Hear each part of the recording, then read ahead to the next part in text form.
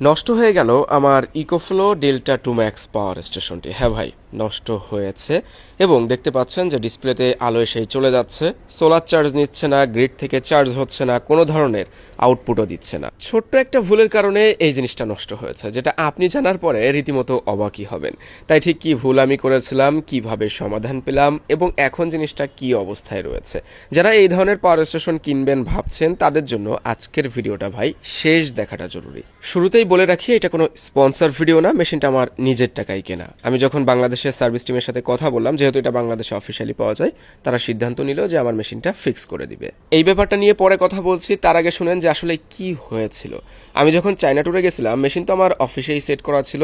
ওই রাত্রে একটা দুইটা লাইট জ্বলবে, সিসি ক্যামেরা চলবে, এইগুলাই 10-20 বা 30 ওয়াট সর্বোচ্চ। এখন এত বড় মেশিন তো আর 30-40 ওয়াটের সমস্যা হওয়ার কথা না। সমস্যাটা ছিল অন্য এক জায়গায়। টেকনিশিয়ান আমার বাসায় আসলো, সাথে নতুন ফ্রেশ কন্ডিশনের দুইটা বোর্ড নিয়ে আসে, যে ভিতরে যদি বোর্ডে কোনো সমস্যা হয় একেবারে নতুন বোর্ড লাগিয়ে দেওয়া হবে, এখানে কোনো ধরনের জোড়াতালি করা হবে না। প্রথমে যে বোর্ডটা দেখা যাচ্ছে এটা সোলার চার্জিং বোর্ড, যেটা একেবারেই ফ্রেশ আছে, মানে কোনো ধরনের সমস্যা আমরা এই বোর্ডে পেলাম না। এই বোর্ডটাকে খোলা হলো। তবে ইকোফ্লোর এই পাওয়ার স্টেশনের ভিতরে কিন্তু অনেকগুলো এরকম ছোট ছোট পার্ট বাই পার্ট বোর্ডগুলি ভাগ করা আছে। মেন একটা বোর্ডই থাকে, যেটা সোলার চার্জিং বোর্ডের ঠিক নিচে আছে। ওইটাকে যখন খোলা হলো, তখন আমরা ওই জায়গায় যারা উপস্থিত ছিলাম সবাই রীতিমতো হতবাক হয়ে গেছি যে এইটা আমরা ভিতরে কি দেখছি। মেইন বোর্ডের গুরুত্বপূর্ণ কিছু পার্টস ডিস্ট্রয় হয়ে আছে এবং ভিতরে ছড়িয়ে ছিটিয়ে চারিদিকে আছে থার্মাল পেস্ট প্যাড, যেগুলিকে কুরে কুরে খাওয়া হয়েছে। আর এই কাজগুলি করেছে আমার সুনামধন্য পিঁপড়া বাবাজিরা। মানতে কষ্ট হলেও এটাই সত্য যে পিঁপড়ার কারণেই এক প্রকার বলা যায় এই মেশিনটা নষ্ট হয়েছিল। কি আর করার, এই বোর্ডটাকে আমরা পিঁপড়াদের নামে লিখে দিলাম। তারপরে এই জায়গাটায় নতুন একটা বোর্ড বসানো হলো।